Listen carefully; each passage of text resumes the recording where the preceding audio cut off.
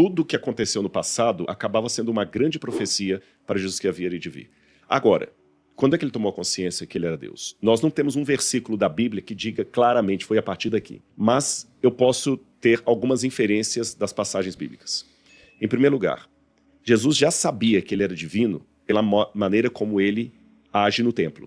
Olha como é que ele vira para Maria e José assim: por que vocês estão assustados? Não convinha que eu estivesse aqui discutindo, cuidando dos negócios na casa do meu pai. Então ele já sabia da filiação divina dele com 12 anos. Pô, será que em algum momento ele não sabia? Acho que essa é uma pergunta, né? Com certeza não. Por quê? Ele é Deus. Ele é Deus, mas aqui que é o mistério da encarnação. Quando Cristo se tornou homem, ser humano, ele não poderia tornar mais ou menos ser humano. Ele tinha que se tornar completamente ser humano. Jesus, diz a Bíblia, o apóstolo Paulo fala isso, ele é semelhante a nós em tudo, exceto pecado. Ele não cometeu pecado. Mas a Bíblia, ela diz que Jesus, né, ele é 100% homem, mas 100% Deus também. 100% Deus. E aí, meu amigo, um dia para explicar isso daqui foi muito difícil. Aí me usaram várias analogias, o ovo, não sei o que lá e tal. Como que eu explico, então, que ele é 100% homem, e que ele sente Deus? tudo que a gente sente, mas ao mesmo tempo também é 100% Deus? Vou te falar como. Vamos supor que eu tenho agora o último modelo do Porsche. O mais caro.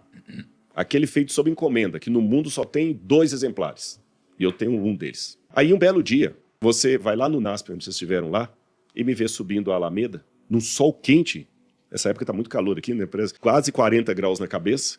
E eu tô subindo a pé ali, andando a pé. E você fala: Rodrigo, por que você está subindo a pé aqui, rapaz?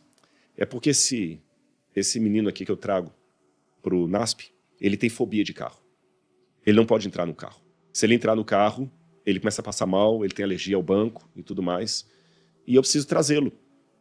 O único jeito que eu tenho de andar com ele até a sala de aula é vindo a pé e deixando o meu carro em casa. Aí vocês ficam injuriados. Não, mas não faz sentido. Cara, você tem o Porsche mais caro do mundo. Você tem que andar de Porsche, ainda mais num sol quente desse. Eu responderia alto lá. Se eu sou dono do Porsche, sou dono bastante para usá-lo ou deixá-lo na garagem. Porque se eu sou obrigado a dirigir o Porsche, porque eu tenho o Porsche, o carro é que é meu dono e não o contrário. Continua a minha analogia. Quando eu estou andando a pé com o menino, eu estou fingindo que estou andando a pé ou estou literalmente andando a pé com ele? Estou andando a pé. Estou andando a pé com ele. Mas eu perdi o meu carro? Não.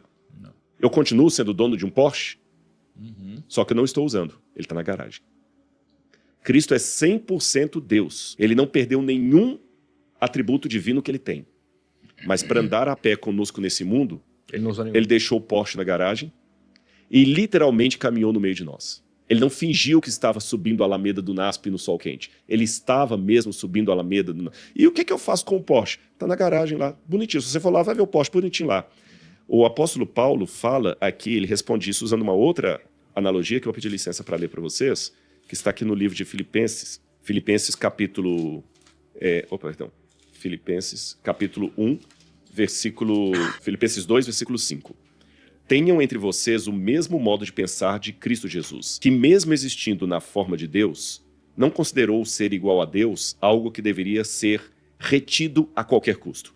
Pelo contrário, ele se esvaziou, assumindo a forma de servo, tornando-se semelhante aos seres humanos. Ele se esvaziou. Ele não perdeu o 100% Deus que ele é, mas ele adquiriu a natureza humana. Agora, para adquirir a natureza humana, ele teve que pagar um preço. Qual o preço? Quando ele nasceu, Jesus fez cocô parecendo com um abacate, como qualquer recém-nascido. O nascimento de Maria não foi um negócio assim especial no sentido de como é o filho de Deus, saiu uma luz. Não, ele nasceu, sangrou, doeu. Ele deve ter se machucado.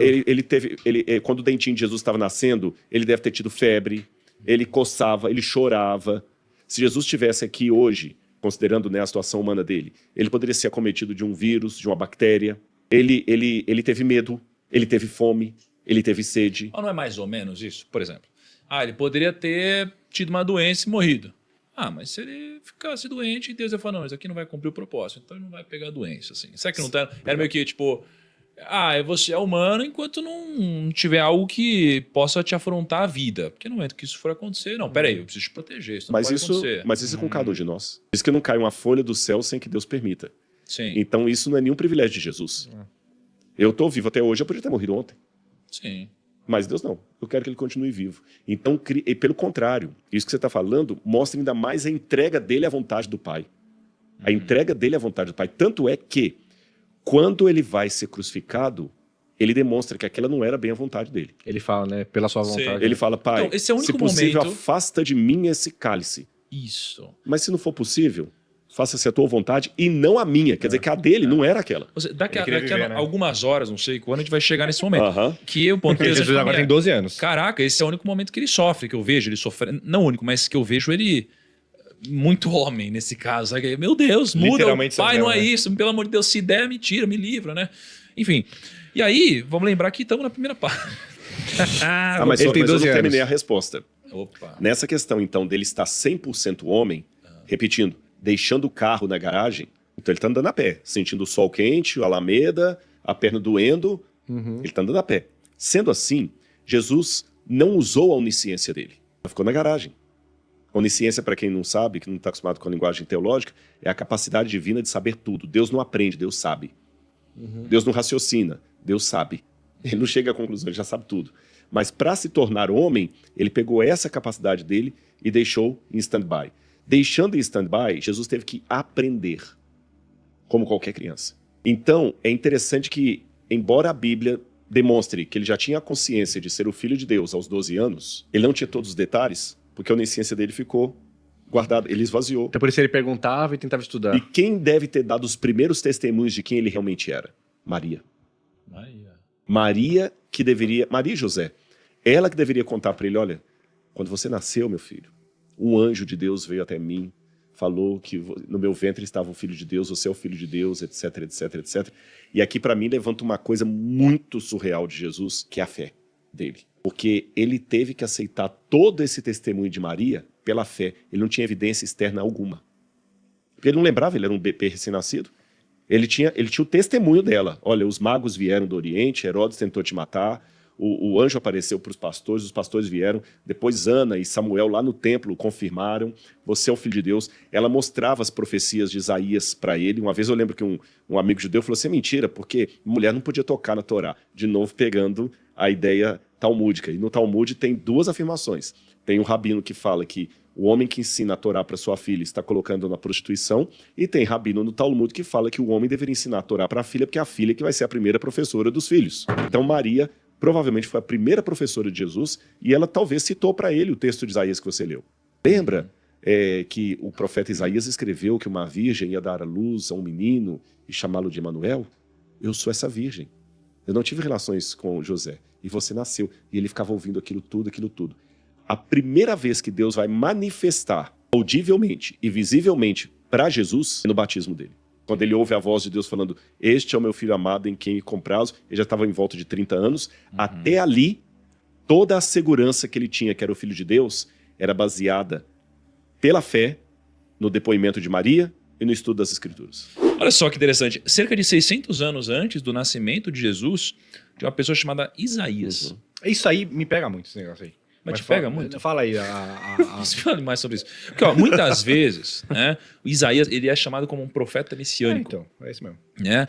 Porque ele já havia escrito profecias que descreviam o nascimento de Jesus antes mesmo de Jesus nascer. Né? Então tem alguns trechos bíblicos aqui que eu vou compartilhar antes de jogar aqui para Rodrigo.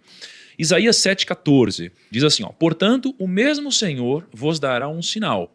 Eis que a virgem conceberá e dará à luz um filho, e chamará o seu nome Emanuel. Tá? E aí, Miqueias também previu o seu nascimento, que seria em Belém, cidade atualmente localizada no território palestino da Cisjordânia, cerca de 10 quilômetros ao sul de Jerusalém. Ele diz assim, ó, mas tu, Belém Efrata, embora sejas pequena entre os clãs de Judá, de ti virá para mim aquele que será o governante sobre Israel, ou seja, Jesus. Suas origens estão no passado distante, em tempos antigos. Né? Conta o que te aflige, Kaique. Cara, como isso... É que assim, é uma profecia que demorou muito tempo para se concretizar. Certo? Da onde que veio isso? Tipo, por que teve essa mensagem tão antes assim? Tá, eu vou pedir para o Rodrigo responder, só que antes eu quero trazer importância para uma coisa, né? Não sei quem já leu a Bíblia, mas quando você lê a Bíblia, cara, parece... Quer dizer, dá para você ler com óticas diferentes. Tá? Então imagina que você pega um livro e você abre ele e você não sabe, sei lá, ler português. Então você pode abrir o mesmo livro e não entender nada, né? Ou você pode ler o livro e entender muita coisa. Se você coloca a chave correta na leitura do que você está fazendo, parece que tudo faz sentido.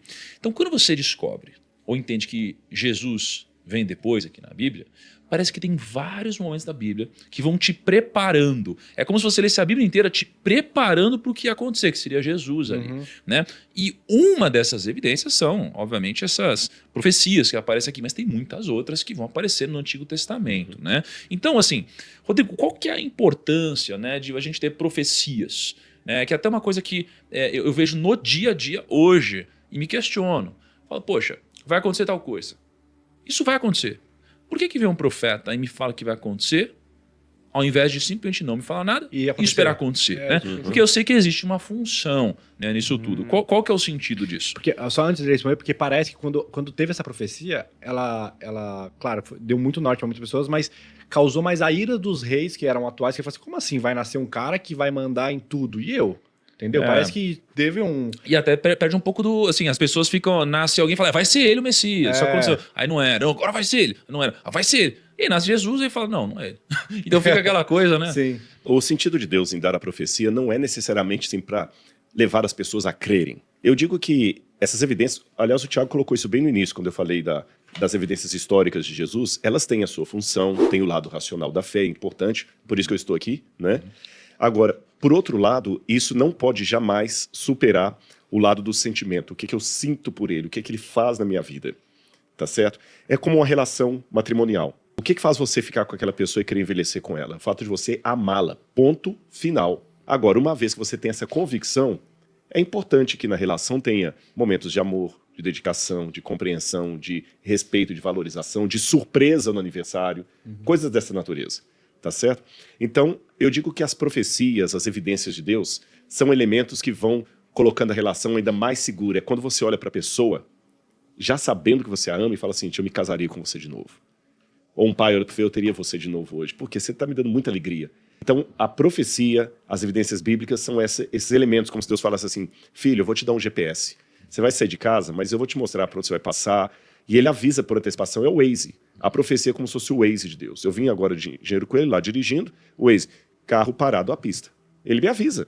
Por que o Waze me avisa que o carro está parado ali na pista? Para saber que tem um risco para eu me acautelar. Imagina se o Waze falasse assim, não, deixa acontecer, eu aviso depois. Não tem sentido. Se eu sair da estrada, o Waze também me avisa, olha, você está no rumo errado. Agora você vai atrasar mais 20 minutos para chegar lá no PrimoCast, porque o caminho era esse.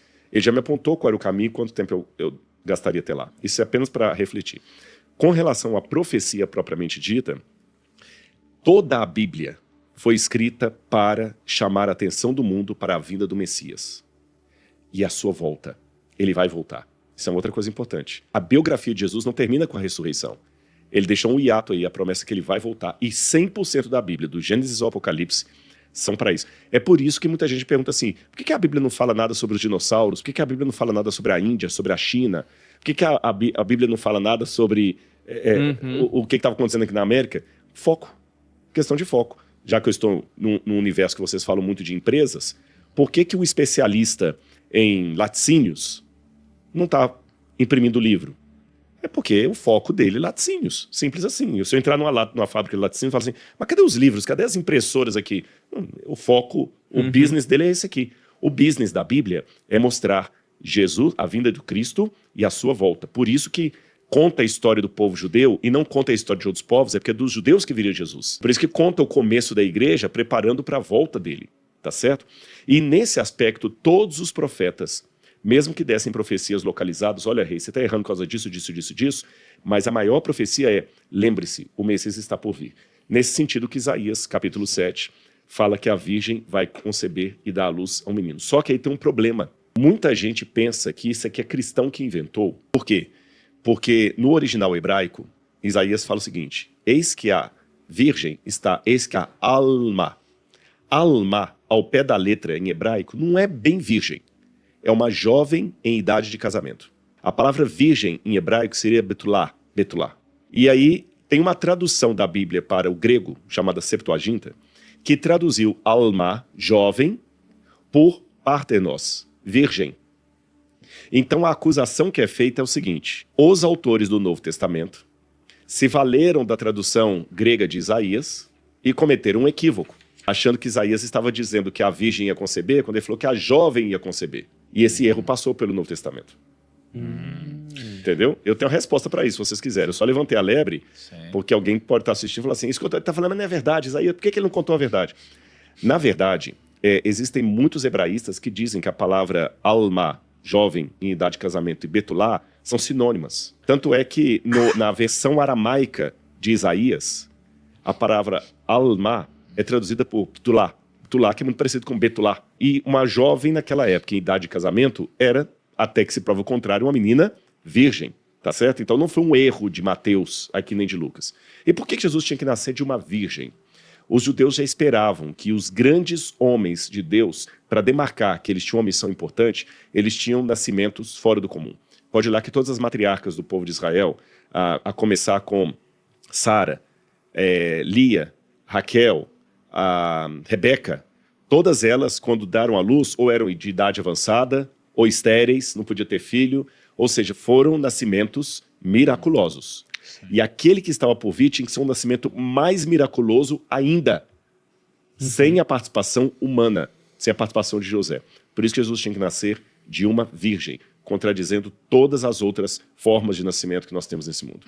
Cara, e aí, olha só, o que acontece? Aí Jesus começa, cara, seus discípulos um milagre atrás do começa a fazer milagres, né?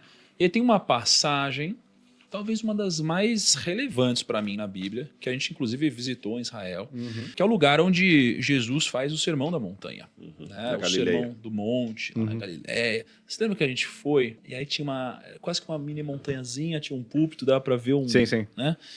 E aí, cara, no Sermão do Monte, ele é o conjunto de ensinamentos principais que Jesus deu aos seus discípulos. Esses ensinamentos são conhecidos como o Sermão da Montanha, porque Jesus tinha o hábito de ensinar no monte, onde tinha mais espaço. E o Sermão da Montanha mostra como o cristão deve viver. Tá? Então o sermão ele começou quando Jesus viu a multidão, decidiu subir ao monte para ensinar, e ele ensinou sobre 7 coisas. Ele falou sobre quem é abençoado por Deus, ele falou a lei de Deus e a atitude do cristão, ele falou sobre ajudar os pobres, oração e jejum, falou sobre as preocupações da vida, falou sobre a hipocrisia de julgar os outros, falou sobre os falsos profetas e falou sobre o melhor alicerce para a vida. E, obviamente, eu não vou ler toda essa passagem, porque ela é relativamente grande. Mas eu tenho alguns aprendizados daqui. Rodrigo, o que você gostaria ou acha que faz sentido falar sobre o Sermão da Montanha? Como é que a ótica de Deus, às vezes, até graceja da lógica humana? Se você pegar as bem-aventuranças que começam esse Sermão da Montanha, ele fala o seguinte: bem-aventurados, estou aqui com o texto aberto, os pobres de espírito, porque deles é o reino dos céus. Bem-aventurados os que choram, porque serão consolados. Bem-aventurados os mansos, porque herdarão a terra. Bem-aventurados os que têm fome. Peraí. Bem-aventurados significa felizes. Mas ele fala felizes os que choram, felizes os que têm fome, felizes os mansos, felizes os infelizes. Inverte a ótica toda. É justamente porque ele vai construindo uma dinâmica do reino aqui que aparentemente é impossível de cumprir. Ele fala o seguinte: olha, esses são os felizes. Se você vira uma mulher com intenção impura, você já adulterou com ela. Se você chamar o seu irmão de idiota, você já matou. Aí, e se vocês não tiverem uma justiça acima dos escribas e fariseus, vocês não vão entrar no céu. Eu imagino que quando Jesus terminou essa mensagem, estava todo mundo assim: E agora? acabou, e agora? Aí ele falou: agora que eu desarmei vocês, que eu mostrei que vocês não têm o que fazer por mim, agora está na hora de vocês aprenderem o que significa graça. A graça é que vai tornar vocês capacitados a entrarem no meu reino. E não qualquer coisa que vocês podem fazer. Porque até nesse momento, os discípulos devem ter passado por uma situação assim. De barganha, né? De barganha. Sabe aquela coisa assim? Pô, ele me escolheu, caraca. É verdade. Mesmo que ele escolheu os improváveis, o improvável também tem um momento assim que o orgulho... Se acha, pô. A sementinha e o mal do ego. Vocês acham que eu mesmo não tenho que lutar com isso todo dia? Eu peço a Deus, oração. Pô, o Tiago Negro tá me chamando. Quantos queriam estar aqui no meu lugar? Tantos teólogos aí. Quantos? Pô, você é o cara. Aí Deus, você se acha o cara mesmo? Eu vou te dar uns tapas na cabeça pra você ficar na sua. Deus dá uma rasteira e joga no chão. Ele falou: vocês querem ir pro reino mesmo? Vocês querem ser meus discípulos de fato? Meu padrão é esse aqui, ó. O padrão dos fariseus, que era elite, é esse aqui. O meu tá aqui. Ah, você quer entrar na minha universidade? Harvard tá aqui, ó. A minha tá aqui em cima. Então desisto. Não desiste não. Você vai chegar aqui, mas não por suas vias. É pela minha graça. E é por isso que eu falei que essa palavra ia voltar no nosso diálogo algumas vezes. Graça. Graça dada por Deus, Haná em hebraico. Tudo o que o Tiago está fazendo, você pode ser muito bom em finanças, em liderança. Olha o que vocês montaram aqui. Parabéns. Mas em salvação, você é um zero à esquerda. Porque até a coisa boa que você quer fazer, para Deus não é nada. Mas é o coração dele aberto ao Espírito que entrou e fez você ser hoje um homem que sua mulher olha e fala assim, eu me casaria com você de novo. Não é a sua competência. É a graça de Deus agindo em você. Você entendeu? Porque por nós mesmos, a nossa tendência é para o mal, é para o orgulho, é para fazer o que é errado. Então ele quis mostrar nas bem-aventuranças, no Sermão do Monte, o padrão humanamente inatingível, mas completamente alcançável por meio da graça. Desse modo, as obras não são o meio, nem a causa da minha salvação, mas são o resultado dela. Cara, olha só. O Sermão do Monte, ele é muito interessante, cara. Assim, eu fiz umas anotações, porque ele já começa, né? Quando ele vai fazer esse sermão, tem um monte de gente, tá uma multidão lá. Só que o que é interessante, ele separa a multidão de discípulos. Uhum. Então aqui você tem uma sutileza de aprendizado, onde existe uma diferença na plateia. Hierarquiazinha da plateia. Cara, você tem quem é a multidão e ele pede para os discípulos eles se aproximarem mais.